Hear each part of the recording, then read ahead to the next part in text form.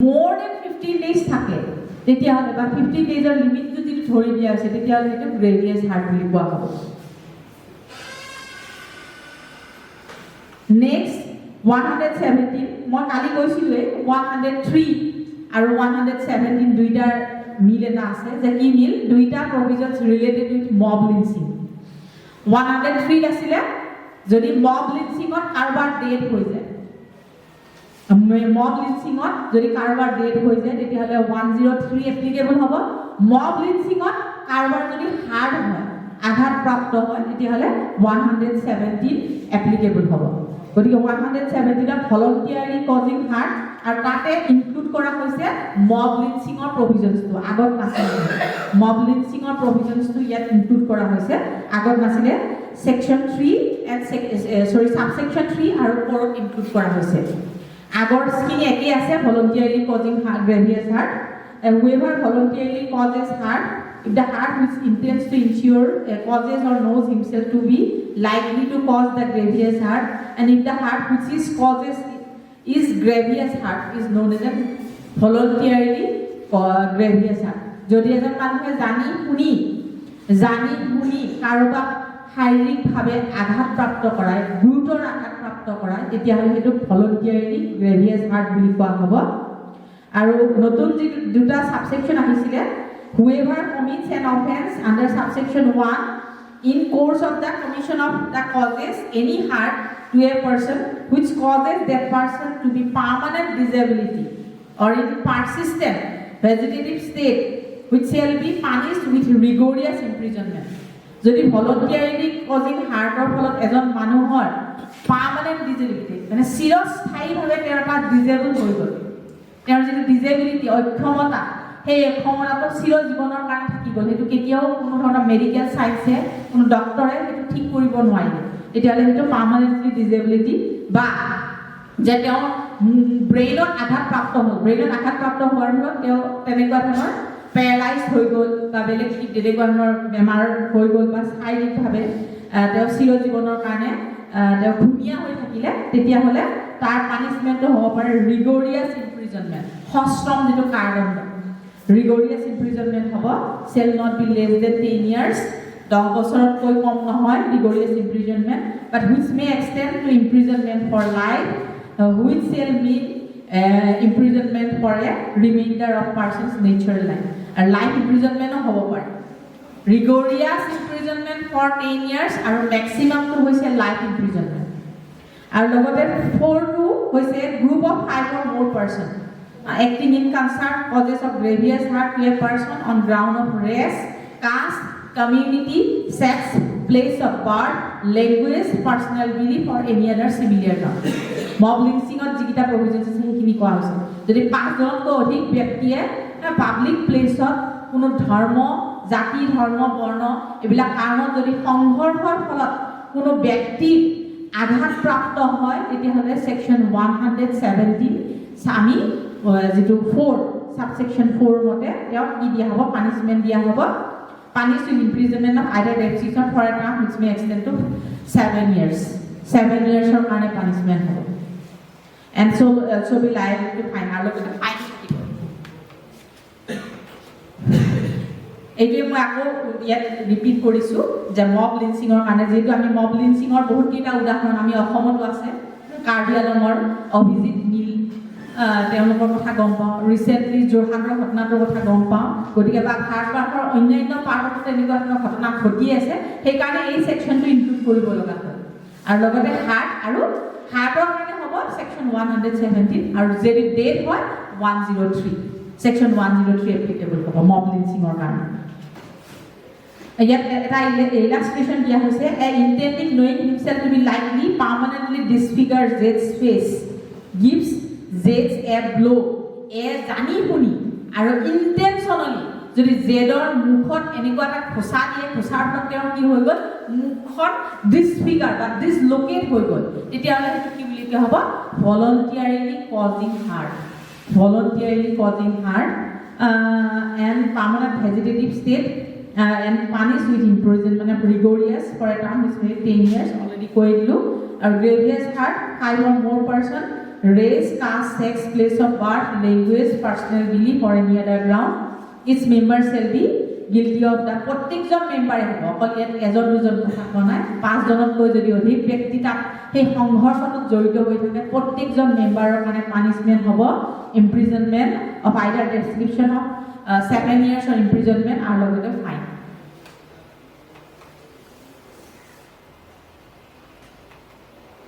next 118 আমি voluntarily causing heart আৰু grievous heart একদম প্ৰত্যেকটো টার্ম দি প্লাই বেলেগ বেলেগ সেকশন দিয়া আছে আমি অকল হার্ট পালো তাৰপিছত নেক্সট পালো voluntarily causing heart grievous heart voluntarily causing grievous heart এটা নেক্সট আমি পাইছো যে voluntarily causing heart or grievous heart by dangerous weapons or means আগত কিন্তু কোনো ওয়েপন লৈ পোৱা নাই তেওঁ হাত ভৰি ইউজ কৰি প্লাই যদি তেওঁ কি কৰিছিল হাত কৰিছিল বা গ্ৰেভিয়াস হাত কৰিছিল কিন্তু যদি কিবা ডেঞ্জাৰাস ওয়েপন লৈ পেলাই সোকা অস্ত্ৰ লৈ পেলাই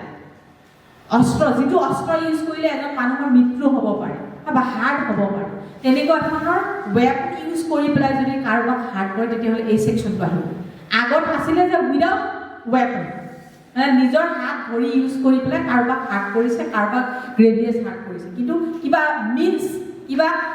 ওয়েপনস লৈছে কিবা উপায় লৈছে কিবা উপায় অৱলম্বন কৰি পেলাই তেওঁ যদি হাৰ্ট কৰে তেতিয়াহ'লে সেকশন 118 এপ্লিকেবল হ'ব whoever except in case provided 120 voluntarily causes a heart by means of instrument of shooting stabbing or cutting shooting মানে shooting or কাৰণে আমাক কি লাগিব পিস্তল stabbing or কাৰণে knife কিবা সোকা অস্ত্ৰ লৈছে বা কিবা ইনস্ট্ৰুমেন্ট ইউজ কৰিছে বা কিবা ওয়েপন ইউজ কৰিছে is likely to cause death আৰু তাৰ ফলত যদি কোনো ব্যক্তিৰ মৃত্যু হয় or by means of fire ইয়াত জুইটো আহি গৈছে জুই লগাই দিলে কাৰোবাক এনেকুৱা ধৰণৰ এটা পৰিস্থিতি সৃষ্টি হ'ল যে তাত জুই লগাবৰ কাৰণে বাধ্য হৈ গ'ল কেৰাচিন লৈ বা বেলেগ পেট্ৰল লৈ এনেকুৱা ধৰণৰ লৈ পেলাই জুই লগাই দিলে and heated substance and by means of any poison or coercive substance poisonous কিবা বস্তু ললে বা কিবা এনেকুৱা ধৰণৰ সাবস্টেন্স ললে জৰপৰা বা এক্সপ্লোসিভ সাবস্টেন্স ললে বিস্ফোৰক কিবা পদাৰ্থ ব্যৱহাৰ কৰিলে তেতিয়া হলে বা এই কি হ'ব পাৰে যে সেই পদাৰ্থটোৱে মানুহৰ বডি ইনহেল কৰা শ্বাস প্ৰশ্বাস লোৱাত উশাহ লোৱাত যদি বাধাৰ সৃষ্টি কৰিছে বা কাৰোবাক বা সেই অস্ত্ৰ-শস্ত্ৰৰে কাৰোবাৰ ব্লাড পাই গৈছে মানে তাৰ পৰা ৰক্ত প্ৰবাহিত হৈছে বাই মিন্স অফ এনি এনিমেল বা কিবা জন্তু ব্যৱহাৰ কৰিছে জন্তু এনেকুৱা স্নেক হ'ব পাৰে ডগ হ'ব পাৰে এনেকুৱা ধৰণৰ জন্তু মেলি দিছে আগত পালো ওয়েপন অৰ এনি আদাৰ মিন্স এই মিন্সৰ ভিতৰত এইখিনি আহি যাব যে জুইও হ'ব পাৰে এক্সপ্লোসিভ সাবস্টেন্স হ'ব পাৰে বা লগতে কি কোৱা হৈছে যে যিকোনো ধৰণৰ এনিমেল হ'ব পাৰে এনিমেলো এৰি দিব পাৰে যে তেনেকুৱা ধৰণৰ ভলন্টিয়াৰি হাৰ্টৰ কাৰণে বা গ্ৰেভিয়াস হাৰ্টৰ কাৰণে আৰু এনেকুৱা ধৰণৰ ক্ষেত্ৰত পানিশমেন্ট হ'ব description for a term which may extend to 3 years or which may extend to 20,000 rupees 3 years লৈকে হ'ব পাৰে পানিশমেন্ট আৰু লগতে ফাইন হ'ব পাৰে 20,000 rupees or with both বা দুইটাই হ'ব পাৰে whoever accept in case provided subsection 2 section 120 voluntarily causing grievous hurt by means referred subsection 1 shall be punished with imprisonment for life তাৰ বাহিৰেও যদি এই সেকশনটোৰ লগত section 120 voluntarily causing hurt extort confession or to compel restoration of property তেতিয়াহ'লে তাৰ পানিশমেন্টটো কি হ'ব যে punishment of life or imprisonment of either description for a term which shall not less than 1 year or may extend to 10 years এতিয়া life imprisonment হ'ব পাৰে তাৰমানে 118 ৰ লগত 120 ৰ এলিমেন্টসও মিক্স হৈ আছে তেতিয়াহ'লে তাত কি হ'ব পাৰে যে পানিশমেন্টটো লাইফ imprisonment লৈকে হ'ব পাৰে আৰু কিন্তু ইয়াত 1 ইয়াৰ যেটো দিয়া হৈছে সেইটো কিন্তু এপ্লিকেবল নহব 1 ইয়াৰ যেটো পানিশমেন্ট দিয়া হৈছে তাৰ ফলনি কি হ'ব extend two 10 years 1 or punishment কমাই দিলে নেকি 10 ইয়ার্স আসলে গ্রিভিয়াস আর মানুষ দিকে ইউজ কৰিলে কমোৱা নাই কিন্তু বঢ়াইছেহে এই যিটো ইয়াৰ লগত 120 এটা আছে 120 অলপ বেলেগকে দিয়া হৈছে সেইটো পঢ়িলে আমি গম পাম next 119 voluntarily causing hurt or grievous harm extort property or constraint of an illegal act যদি কোনোবা পাৰ্সনক এক্সটৰ্ট কৰিবৰ কাৰণে সাফাৰ কৰিবৰ কাৰণে সাফাৰৰ এনি প্ৰপাৰ্টি ভ্যালুয়েবল সিকিউৰিটি মানে বাজেপ্ত কৰিবৰ কাৰণে বা জব্দ কৰিবৰ কাৰণে সম্পত্তি বা ভ্যালুয়েবল সিকিউৰিটি জব্দ কৰিবৰ কাৰণে যদি কাৰোবাক হাৰ্ট কৰে বা গ্ৰেভিয়াছ হাৰ্ট কৰে বা কোনোবা ইলিগেল যদি মিন্স ব্যৱহাৰ কৰে তেতিয়াহ'লে সেকশন 119 এপ্লিকেবল হ'ব whoever voluntarily causes grievous hurt for any purpose referred section 100 shall be punished with imprisonment for life imprisonment of either description for a term which may extend to 10 years 120 next 120 voluntarily causing grievous hurt to extort confession or to compel restoration of property যদি voluntarily স্বেচ্ছাচাৰীভাৱে কোনো ব্যক্তিক আঘাত কৰা হৈছে বা গুৰুতৰভাৱে আঘাত কৰা হৈছে কি কাৰণত যে কনফেস কৰিবৰ কাৰণে বা কোনোবা বস্তু বা প্ৰপাৰ্টি জব্দ কৰিবৰ কাৰণে তেতিয়াহ'লে এই সেকশনটো এপ্লিকেবল হ'ব whoever voluntarily causes hurt for the purpose of extorting from or suffering or any of the person interested in the sufferer or any confession or any information which may lead to detection of the offense or misconduct or for the purpose of constraining the sufferer or the person interested in the sufferer or to restore or to cause restoration of property or valuable security. Eta illustration দিয়া হৈছে suppose যদি এজন police অফিসাৰে torture কৰিছিলে Z নামৰ এজন ব্যক্তি in order to induce Z to confess that he has committed a crime. তেওঁ কৰা ক্ৰাইমটো স্বীকাৰ কৰিবৰ কাৰণে তেওঁৰ ওপৰত কি কৰিছিলে যে টৰ্চাৰ কৰিছিলে জেডক টৰ্চাৰ কৰিছিলে অত্যাচাৰ কৰিছিলে গতিকে এ ইয়াতে গিল্টি হ'ব এই সেকশনটোৰ আন্ডাৰ সেকশন 120 আন্ডাৰত a police officer torture B induced to point out where certain stolen property is deposited কাৰোবাৰ ঘৰত যেনিবা চুৰ কৰি অনা সম্পত্তি এটা উলিয়াই আনিবৰ কাৰণে যদি টৰ্চাৰ কৰে তেতিয়াহ'লে এই সেকশনটো এপ্লিকেবল হ'ব এজন ৰেভিনিউ অফিচাৰে কি কৰিছে যে এৰিয়াৰ অফ ৰেভিনিউ জেডৰ পৰা লবৰ কাৰণে তেওঁৰ ওপৰত তেওঁ বাধ্য কৰাইছে জেডৰ পৰা তেওঁৰ এৰিয়াৰ অফ ৰেভিনিউ মানে বাকিয়া দিবলগীয়া আছে ৰেভিনিউ সেই দিয়া নাই আৰু কিন্তু দিবৰ কাৰণে বাধ্য কৰাইছে তেতিয়াহ'লেও এই সেকশনটো এপ্লিকেবল হ'ব whoever voluntarily causes grievous hurt for any purpose referred to subsection 1 shall be punishment of imprisonment of either description for a term which may do 10 years and shall also liable to fine 10 বছৰৰ imprisonment হ'ব পাৰে আৰু লগতে fine মানে property ৰেষ্টৰেশ্যনৰ কাৰণে বাধ্য কৰালে বা কনফেস কৰাবৰ কাৰণে বাধ্য কৰা যদি হাৰ্ট বা গ্ৰেভিয়াছ হাৰ্ট কৰা তেতিয়াহ'লে সেকশন 122 এপ্লিকেবল হ'ব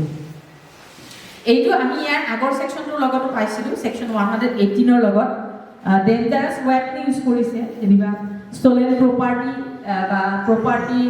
জব্দ কৰিবৰ কাৰণে তেওঁ কম্পেল কৰাব গৈ পেলাই ডেঞ্জাৰাছ ওয়েপন ইউজ কৰিছে তেতিয়াহ'লেও হ'ব মানে দুইটা সেকশন কেতিয়াবা কি হৈ যাব পাৰে যে একেলগ হৈ যাব পাৰে সেইকাৰণে ইয়াতে দিয়া হৈছে যে except in case provided subsection 2 of section 120 voluntarily causes grievous hurt by means referred to subsection 1 মানে এইবিলাক বস্তু যদি ইউজ কৰে তেতিয়াহ'লে ইমপ্ৰিজনমেন্টটো লাইফ ইমপ্ৰিজনমেন্টলৈকে হ'ব পাৰে নেক্সট আহিলে section 121 voluntarily causing hurt or grievous hurt to deter public servant from his duty. Whoever voluntarily causes hurt to any person being a public servant in discharge of his duty as public servant with intent to prevent or to deter that person or any other public servant from discharging his duty as such public servant in consequences of anything done or attempt to be done by that person in the lawful discharge of his duty as the public servant shall be punished with imprisonment of either description for a term which may extend to 5 years or with fine or both. I mean, the public servant or public servant, যিটো duty আছে তেওঁ যিটো duty দিয়া হৈছে সেই ডিউটিটো পালন কৰাৰ ক্ষেত্ৰত যদি আমি বাধা প্ৰদান কৰে কোনোবা বাধা প্ৰদান কৰি হাৰ্ড বা গ্ৰেভিয়াছ হাৰ্ড যদি ইউজ কৰে তেতিয়াহ'লে এই সেকশনটো এপ্লিকেবল হ'ব whoever voluntarily causes grievous hurt to any person being a public servant in discharge of his duty such public servant which intend to prevent or deter a public servant or in consequence